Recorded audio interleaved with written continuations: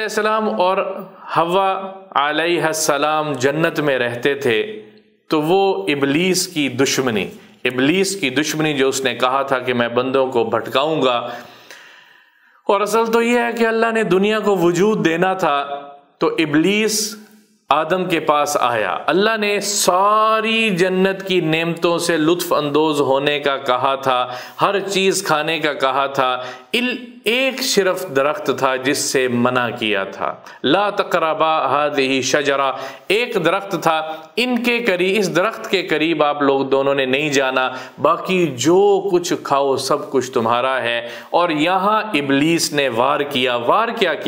کہ وہ اس کے پیچھے پڑ گیا کہ یہ نافرمانی میں ان سے کرواؤں، ان کو یہ درخت، یہ پھل، یہ میوہ، اختلاف ہے اس میں، کسی نے کہا کہ وہ گندم کا دانہ تھا، گندم تھی، کسی نے کہا ہے کہ وہ کھجور کا درخت تھا، کسی نے کہا ہے کہ وہ انجیر کا درخت تھا، ایک روایت کے مطابق وہ انگور کی بیل تھی، انگور کا درخت تھا، بہرحال جو بھی تھا سب روایات اور اقوال موجود ہیں کہ کوئی ایک ایسا پھل تھا، درخت تھا جس سے اللہ نے منع کیا تھا کھانے سے۔ تو ابلیس نے اپنا زور لگا لیا، یہ کھاؤ تم ہمیشہ رہنے لگ جاؤ گے جیسے اللہ ہمیشہ رہتا ہے، تمہیں کبھی زوال نہیں آئے گا، ملک بن جاؤ گے، فرشتوں میں شامل ہو جاؤ گے، اور مختلف طریقے سے۔ اور آدم علیہ السلام انکار کرتے رہے۔ پھر ایک روایت میں آتا ہے کہ وہ اماں حوا کے پاس گیا اور ان کو اس نے اپنے اس بات کی کہ یہ پھل کھا، اور حوا علیہ السلام نے اس پھل کو خود بھی کھایا اور آدم علیہ السلام کو بھی انہوں نے کھلایا۔ میرے رب نے یہ دنیا بنانی تھی۔ ایک اور روایت میں آتا ہے کہ یہاں شیطان ابلیس سانپ کی شکل میں، بہت خوبصورت سانپ کی شکل میں، وہ حوا علیہ السلام کے پاس گیا اور ان کو یہ پھل کھانے کے اوپر کہا۔ اس لیے بخاری شریف کی ایک اور روایت ہے کہ سانپ اور انسان کی دشمنی، اس کا مفہوم یہ ہے سانپ اور انسان کی دشمنی بہت شروع سے چل رہی ہے، اس کے پیچھے وجہ یہ ہے۔ تو جیسے ہی وہ پھل اماں حوا نے کھایا اور آدم علیہ السلام نے کھایا تو ان کے اوپر جسم کے سارے کپڑے یکدم اللہ نے اتار دیے۔ یہ پورا واقعہ تفصیل کے ساتھ میرے رب نے قرآن میں ذکر کیا ہے، میں صرف اس کی تھوڑی تھوڑی تشریح بیان کر رہا ہوں۔ کپڑے جسم سے اتر گئے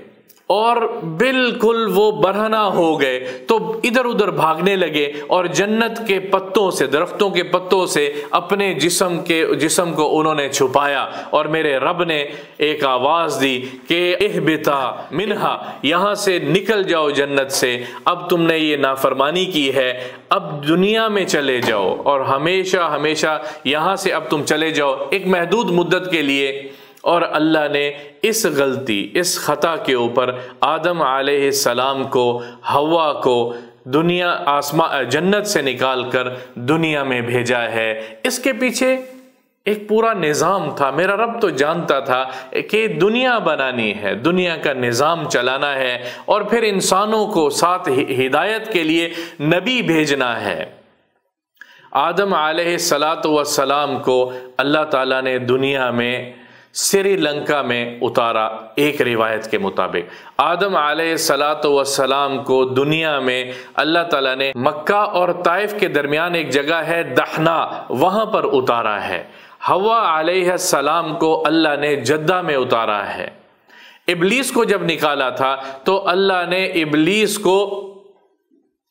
اور شیطان کو اور جن اور وہ جو سانپ تھا اس کو اصفہان میں میرے رب نے اتارا اور بھیجا ہے۔ تو یوں اللہ نے دنیا کے نظام کو چلایا، اور آدم علیہ السلام اس دنیا میں اللہ نے آدم علیہ السلام کو نبی بنا کر بھیجا ہے۔ نبی بنا کر بھیجا ہے۔ اور پھر آدم علیہ السلام دور تھے، حوا علیہ السلام دور تھیں، اور دونوں کو اللہ نے ملایا ہے جبل رحمت پہ، اور وہاں آدم علیہ السلام نے اللہ کے سامنے رو رو کے دعا کی، رو رو کے ربنا ظلمنا انفسنا ان لم تغفر لنا وترحمنا لنکونن من الخاسرین، اے میرے رب اگر تو نے ہمیں معاف نہ کیا تو ہم خاسرین میں سے ہو جائیں گے۔ ان کی دعا کے اوپر میرے رب نے جو انہوں نے اللہ سے معافی مانگی تو اللہ نے ان کو معاف کیا۔ کون؟ اس غلطی کو معاف کیا جو جنت میں انہوں نے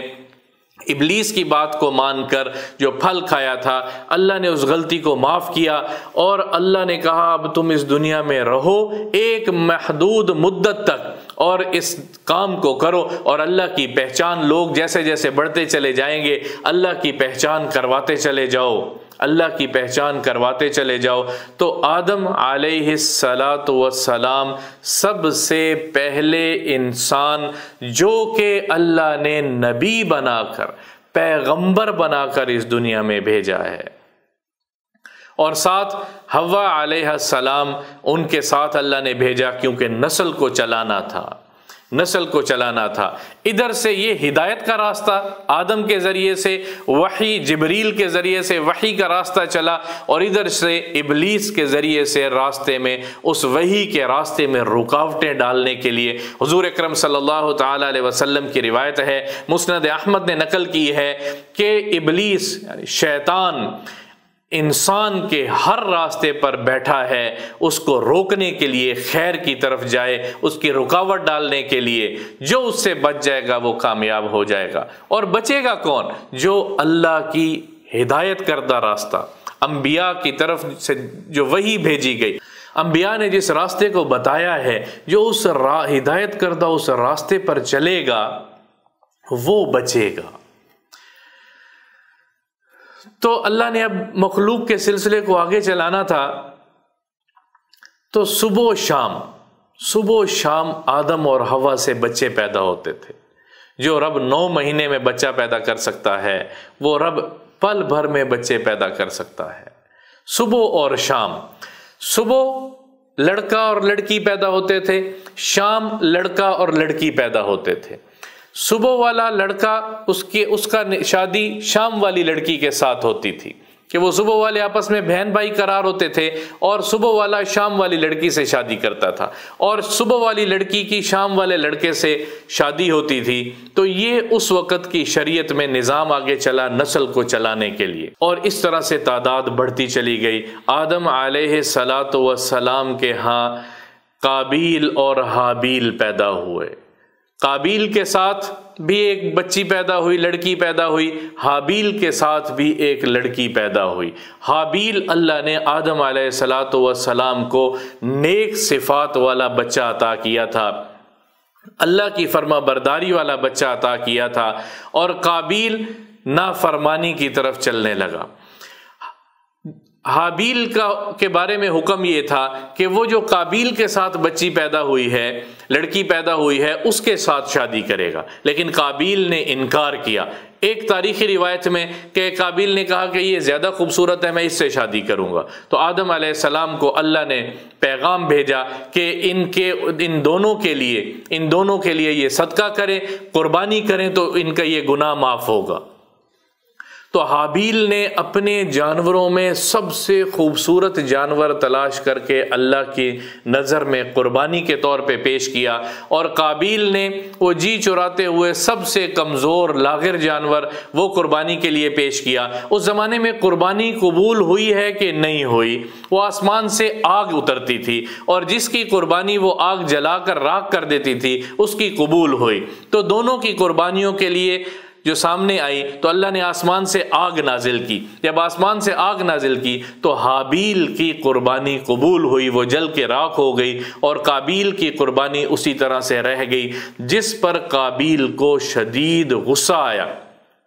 اور اس نے کہا کہ تیری قربانی قبول ہو گئی، میری قبول نہیں ہوئی۔ تو حابیل اس کا بھائی ہے، اس نے کہا کہ یہ تو اللہ کا فضل ہے، وہ جس پہ چاہے اپنا فضل کر دے، اس میں تو کسی کا کوئی کرنا نہیں ہے، تو بھی اللہ کو راضی کرنے والے راستے پہ چل، اللہ تیرے ساتھ بھی ایسا معاملہ کرے گا، یہ میرے رب کا فضل ہے، ھذا من فضل ربی، یہ میرے رب کا فضل ہے۔ لیکن اس کے غصے میں اور زیادہ طیش آیا اور وہ غصہ آگ کی طرح بھڑکنے لگا، تو اس نے اسے کہا کہ میں تجھے قتل کر دوں گا، میں تجھے قتل کر دوں گا۔ تو ایک رات حابیل، ایک روایت میں آتا ہے حابیل سو رہا تھا اور قابیل نے ایک بڑا پتھر اٹھایا اور وہ اپنے بھائی حابیل کے سر پہ مارا، جس کی وجہ سے وہ فوت ہو گیا۔ ایک اور تاریخی روایت ہے، ابن کثیر رحمۃ اللہ علیہ اور طبرانی نے نقل کی ہے کہ وہ اس کے ہاتھ میں ایک لوہا تھا، اور جب حابیل اپنی بکریوں کے چرا کے واپس آ رہا تھا تو رات اندھیری تھی اور طوفانی رات تھی، تو وہ چلا اس باپ کو کہہ کے، آدم علیہ السلام کو کہہ کے کہ میں اب اپنے بھائی کا پتہ کر رہا ہوں، اور راستے میں اس نے کلہاڑا یا لوہے کی کوئی ایسی چیز، اور زور سے جب حابیل کو دیکھا تو سر پہ دے ماری اور حابیل کے جسم کے ٹکڑے ٹکڑے کر دیے، حابیل کے جسم کے ٹکڑے ٹکڑے کر دیے۔ یہ اس زمین پر پہلا قتل تھا، یہ زمین پر پہلا قتل تھا۔ اور جب وہ مارنے کے لیے حملہ کر رہا تھا تو حابیل نیک صفت تھا، طاقت میں زیادہ تھا، چاہتا تو وہ قابیل پر حملہ کر سکتا تھا، لیکن نبی پاک صلی اللہ تعالی علیہ وسلم نے فرمایا کہ وہ اس مصداق میں نہیں آیا کہ ایک وقت آئے گا القاتل والمقتول کلاہما فی النار، کیونکہ دونوں ایک دوسرے کو مارنا چاہتے ہیں۔ حابیل نے ایسا نہیں کیا، حابیل نے اپنے آپ کو روکے رکھا اور بھائی کی ضرب سے وہ جام بحق فوت ہو گیا، شہید ہو گیا، اور ایک تاریخ رقم ہوئی، اس زمین پہ سب سے بڑا گناہ ہوا، قتل سب سے بڑا گناہ ہے، کسی کی جان لے لینا سب سے بڑا گناہ ہے۔ کل قیامت کے دن مقتول اپنے سر کو یہ ہاتھ پہ، دائیں ہاتھ کی ہتھیلی پہ رکھ کے یوں اپنے سر کو میدان محشر میں کھڑا کرے گا اور کہے گا یا اللہ، جس نے قتل کیا ہوگا اس کی طرف اشارہ کر کے کہے گا اے میرے پروردگار، اس سے پوچھ کہ اس نے مجھے کیوں نہ حق قتل کیا تھا، اس نے مجھے کیوں نہ حق قتل کیا تھا۔ اس کو پھر ہمیشہ ہمیشہ کے لیے جہنم کی آگ میں ڈال دیا جائے گا۔ زمین پر حق اور باطل میں یہ پہلا معرکہ تھا، زمین پر حق اور باطل کی یہ دو بھائیوں کی لڑائی، دو بھائیوں ایک نے دوسرے کو قتل کیا ہے۔ تو آدم علیہ السلام کو اللہ نے پیغام دیا اور فوری قابیل کی پکڑ آئی۔ کیا عذاب مسلط ہوا قابیل پر، کیا عذاب مسلط ہوا؟ روایات میں موجود ہے کہ اس کے پاؤں کو اس کی پنڈلی کے ساتھ یوں چپکا دیا گیا، وہ چلنے پھرنے سے قاصر ہو گیا اور لنگڑاتا پھرتا تھا۔ اور دوسرا کیا عذاب مسلط ہوا کہ جس طرف سورج کا رخ ہوتا تھا قابیل کا چہرہ اس طرف پھیر دیا جاتا تھا، تو سورج کی تپش کی وجہ سے، سورج کی تیز دھوپ کی وجہ سے کچھ دیر تو اس نے برداشت کیا کہ شاید سورج جب ڈھلے گا، تو جس طرف سورج ڈھلتا تھا وہ نہ چاہتے ہوئے میرا رب، میرا اور آپ کا رب، اس کا چہرہ سورج کی طرف، تپش کی طرف کر دیتا تھا، اور اسی عذاب میں وہ فوت ہو گیا، چیختے چلاتے اس کا انتقال ہو گیا۔ میرے رب کی جو مانے گا وہ کامیاب ہے اس دنیا میں، اللہ کی رضا کے مطابق جو زندگی گزارے گا وہ کامیاب ہے، وہ مقتول بھی ہے تو وہ کامیاب ہے، اور وہ معزز بھی ہے تو وہ کامیاب ہے، وہ اس کو ذلیل کیا جا رہا ہے تب بھی وہ کامیاب ہے۔ کامیابی اللہ کے احکامات کو ماننے میں ہے۔ اس کے بعد آدم علیہ السلام کی نسل اسی طرح سے آگے چلی ہے، اور آدم علیہ السلام کو اللہ نے بہت ساری اولاد سے نوازا ہے۔ آدم علیہ السلام کی اولاد چلتے چلتے پھر اللہ تعالیٰ نے 1000 سال آدم علیہ السلام کی عمر تھی، 1000 سال عمر تھی، اللہ نے ایک بیٹا دیا جس کا نام شیث تھا، اور وہ اللہ کی طرف سے آدم علیہ السلام کے بعد نبی مقرر ہوئے، شیث علیہ السلام۔ روایت میں آتا ہے کہ جب آدم علیہ السلام کا انتقال ہوا اس وقت تک وہ اپنی نسل میں سے 4 لاکھ اپنی اولاد کو دیکھ چکے تھے، شیث علیہ الصلاۃ والسلام کو آدم علیہ الصلاۃ والسلام نے نصیحت کی ہے جب موت کا وقت قریب آیا، اور وہ ساری ذمہ داری اس دعوت اور تبلیغ کی، اس ہدایت اور رشد و ہدایت کو پھیلانے کی ساری ذمہ داری شیث علیہ الصلاۃ والسلام کے سپرد کی ہے، اور اللہ کا شکر ادا کیا کہ وہ حابیل کا دکھ، حابیل کے قتل ہونے کا دکھ آدم علیہ السلام کو ختم نہیں ہوا، کیونکہ وہ کہتے تھے میرا بہت نیک وکار بیٹا ہے۔ شیث علیہ الصلاۃ والسلام جب پیدا ہوئے تو آدم علیہ السلام نے کہا یا اللہ تو نے حابیل کا بدل مجھے شیث کی شکل میں عطا فرمایا ہے۔ آدم علیہ السلام کا انتقال کا وقت قریب آیا تو آدم علیہ السلام نے اپنے سارے بچوں کو سامنے کیا اور کہنے لگے میرا دل چاہ رہا ہے کہ میں جنت کے پھل کھاؤں۔ تو کچھ اولاد میں سے کچھ بچے وہ پھل ڈھونڈنے کے لیے نکلے تو راستے میں ان کو فرشتے ملے۔ انہوں نے کہا کہاں جا رہے ہو؟ انہوں نے کہا ہمارے ابا آدم علیہ السلام نے کہا ہے کہ کچھ پھل کھانے ہیں، ان کے تو انتقال کا وقت قریب آ گیا ہے۔ وہ واپس آئے، آدم علیہ السلام کے لیے وہ اللہ کی طرف سے پیغام تھا کہ اب تم نے میرے پاس آنا ہے۔ حضور اکرم صلی اللہ تعالی علیہ وسلم کی ایک حدیث ہے کہ جب آدم علیہ السلام کو اللہ نے پیدا کیا تو آدم علیہ السلام کی پیٹھ پر اپنا دست رحمت پھیرا، اور ساری انسان قیامت تک جتنے انسان اس دنیا میں آنے تھے میرے آپ کے سمیت آدم علیہ السلام کو سب دکھائے، سب کی شکلیں دکھائیں، سب کو سامنے کیا، جتنے کروڑ ارب جتنے لوگ ہوں گے یا ہیں یا آنے ہیں سب کو آدم علیہ السلام کو دکھایا۔ اس میں سے آدم علیہ السلام نے ایک شخص کو دیکھا کہ ان کی پیشانی پہ نور چمک رہا ہے۔ انہوں نے کہا یہ کون ہے؟ انہوں نے کہا یہ آپ کی امت میں ایک نبی آئے گا، داؤد علیہ السلام۔ انہوں نے کہا ان کی عمر کتنی ہوگی؟ انہوں نے کہا یہ 60 سال ان کی عمر ہوگی۔ انہوں نے کہا بہت تھوڑی ہے، میری عمر میں سے ان کی عمر کے 40 سال بڑھا دیں۔ تو یہاں پر جب وہ فرشتے روح قبض کرنے کے لیے آئے تو آدم علیہ السلام نے کہا میری تو ابھی عمر باقی ہے۔ انہوں نے کہا آپ نے 40 سال اپنی عمر کے اپنے ایک بیٹے داؤد علیہ السلام کو دیے تھے، لہذا آپ کی عمر پوری ہو چکی ہے، اب آپ اللہ کی طرف جائیں۔ تاریخ میں ایک روایت ہے کہ جب فرشتے روح قبض کرنے لگے تو حوا علیہ السلام آدم علیہ السلام کو لپٹ گئیں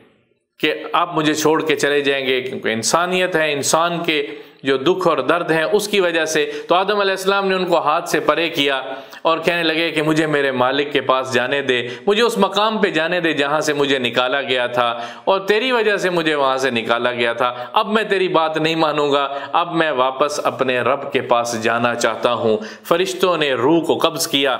اور پھر وہ ان کی قبر، ایک روایت کے اندر آتا ہے ان کی قبر کو کھودا گیا، اور شیث علیہ السلام بھی ساتھ شامل ہوئے، اور ان کا کفن جنت سے لایا گیا، خوشبودار کفن، اور ان کے کفن دفن کے بعد ان کو دفن کیا گیا، تدفین کی گئی، اور شیث علیہ السلام سے تعزیت کے لیے باری باری آسمان کے فرشتے آ کر ان سے تعزیت کرتے رہے کہ آدم علیہ السلام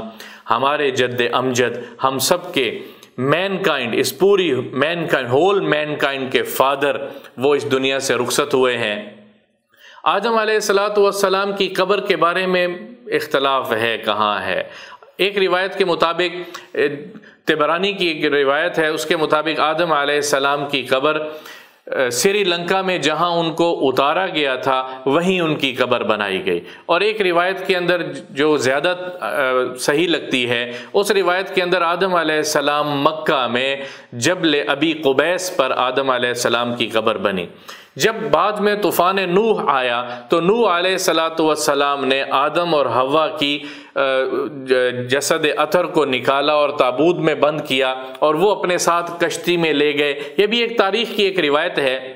اور بعد میں جب طوفان تھما تو پھر آدم علیہ السلام کو بیت المقدس میں، آدم اور حوا کو بیت المقدس میں دوبارہ سپرد خاک کیا گیا۔ واللہ اعلم۔ اس میں چند چیزیں تاریخ کی میں نے آپ کے سامنے پیش کی ہیں، وہ بھی کتابیں اتھینٹک کتابیں ہیں، وہ بھی تاریخ کی ابن کثیر سے میں نے لی ہے، طبرانی سے لی ہے، اسی طرح